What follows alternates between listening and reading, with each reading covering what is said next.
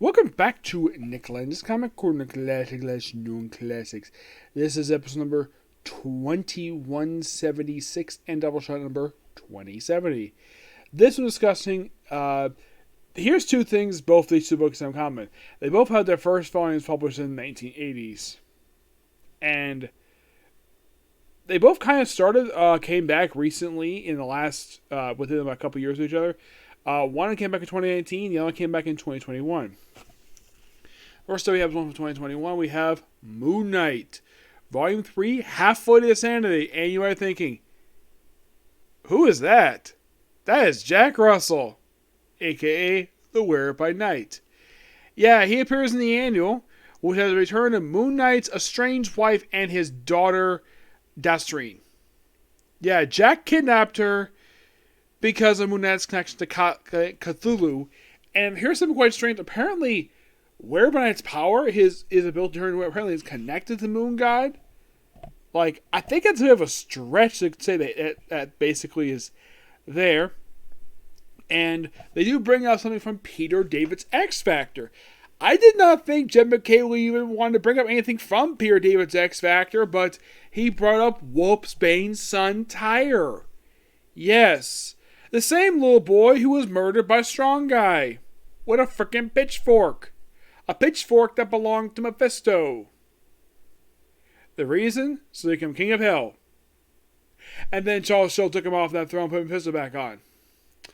Yep. So basically Moon Knight and Jack Russell get into a fight. Now Jack Russell here is drawn very weirdly. Oh my gosh, he looks so strange to say the least. Look, well first here's Marlene. We have Jed McKay on the writing, of course, obviously. We have Federico Sabate on the 1318 in the end. The rest of the book is about Andre Calabigo. So we have Wear It by Night. And this is Jack Russell. Yes, this bearded guy with the tattoos. That is Jack Russell. And now you're probably thinking, what about the... Oh yeah, by the way, he just mentioned the Dark One here, which that was interesting. So, where does he bring up the whole thing with, he apparently also works with Hunter's Moon, which is interesting, which I think is supposed to be,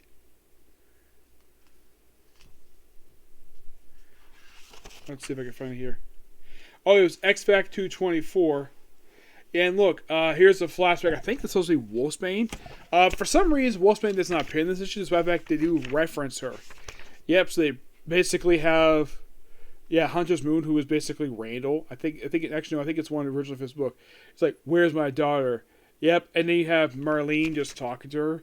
By the way, apparently it's revealed that all three of Mark Spector's personalities, Mark Spector, Stephen Grant, and Jake Lackey all left Marlene because apparently Jake has a club in Mark's head, and all the dancers have Marlene's face.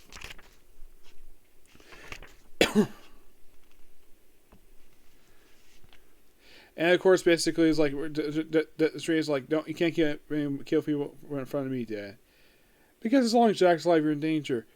God, is that all you guys think about? Why does anyone have to die tonight, Dad? Jack didn't hurt me. His prophecy to come true. Cthulhu's safe. Go all night, please. The worst that happened is Mom got scared. He was going to kill me and turn you into a werewolf. But he didn't. And now the planetary alignment, whatever, is over. He's only got no reason to go either.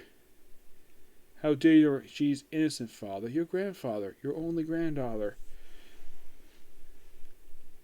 Killer. How brave does you credit, Father? Yeah, and he tells kill soon, I don't care. But if I see you again, Jack, I will kill you. And my daughter won't be there to buy you a second time. And he runs away. And of course, I stick around. But in the main book, there's a lot of references in here to the Age of Cthulhu storyline from the pages of Avengers, which I think basically bring up now because he's also going through some therapists, Rennie, and they still bring up the Midnight Mission. And here's the thing, Zodiac is here, but he only appears for one page in this book. He's basically in custody after the events of issue 12. But this book, it is really, really good. Jed McKay does an excellent job with this book. Excuse me. And by the way, fun fact, with these issues, he has surpassed the last several books of Moon Knight. He surpassed the previous run, which by Max Mermis, which was 13 issues. Like, the first one he surpassed in the last decade was the Vengeance of Moon Knight series, but that was 10 issues. He did that when he reached issue number 11. Then he surpassed Jeff Lemire's run with issue 15. And he surpassed the Volume 5, which was basically about...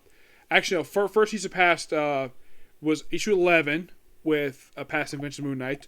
13 when he surpassed... actually, 14 when he surpassed the previous run. 14 when he... and, of course, with 15, basically, in this book here, he already surpassed Jeff Lemire's run.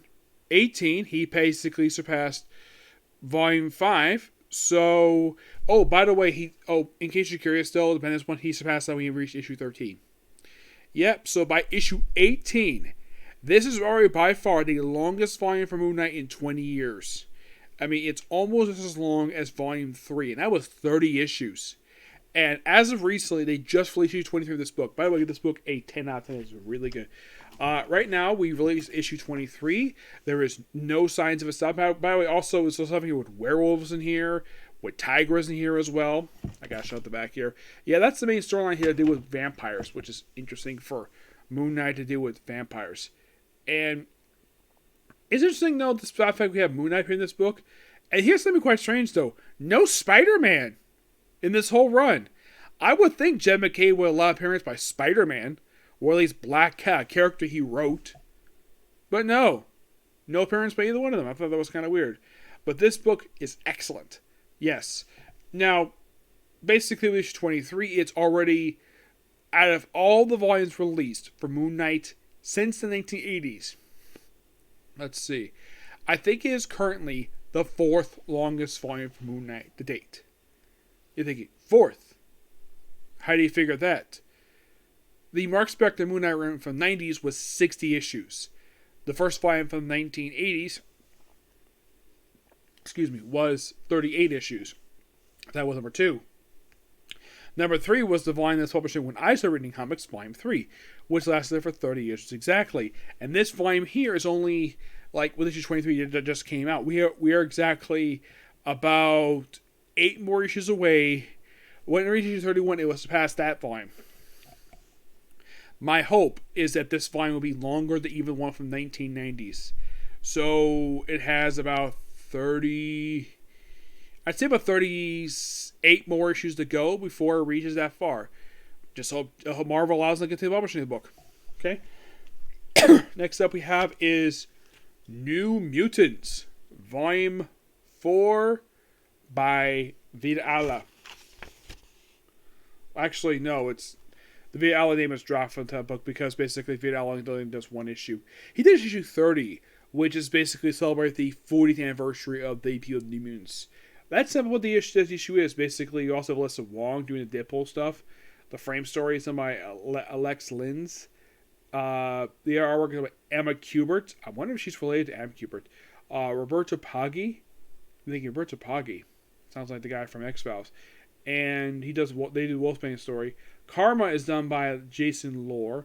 And Danny Moon is done by Jason Mason. Danny Lore does issue 29. 30 with 23 is done by Charlie Jan Anders, which I believe he takes over the book with that issue. But, yeah, it's basically 2 one-shot issues and 3 parts storyline. Mostly put, issue 29 is basically the whole thing with basically Daken going after the mutants because of related to Gabby. But it's basically resolved by the end of the issue. It's a one-shot issue.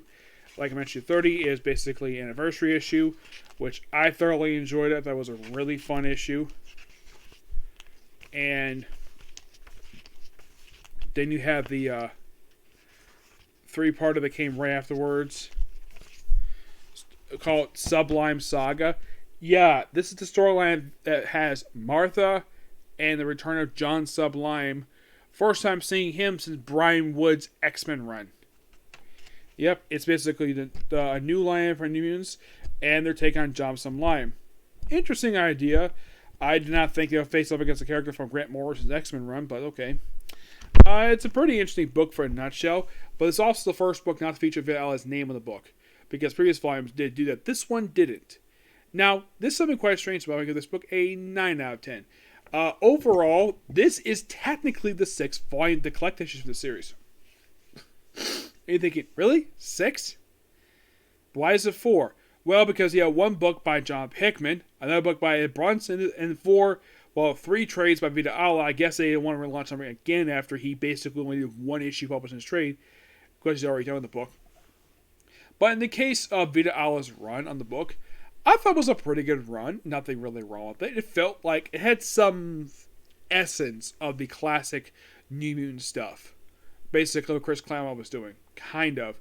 And despite the whole Krakatoa stuff that was commonly associated with at the beginning, yeah, it seems like right after X of Swords, excuse me, we completely changed the book direction. Krakatoa is nowhere to be seen in this book at all. It does. New Krakatoa is basically New Mutants in their own thing. It's kind of like what Wolverine's doing under Ben Percy. Yes, basically all of his stuff is handled out. It's basically what we do outside Krakatoa. X-Force kind of does the same thing, but they work with Krakatoa. I would probably say the only book that's nothing to do with Krakatoa at all is probably X-Men Red, because it takes place on the moon, on the Mars. Yep, but yeah, this particular view. Stay tuned a little bit later. Maybe I get a chance to do a video tonight. Who knows? But I gotta do a stream. So, see you next video. Bye.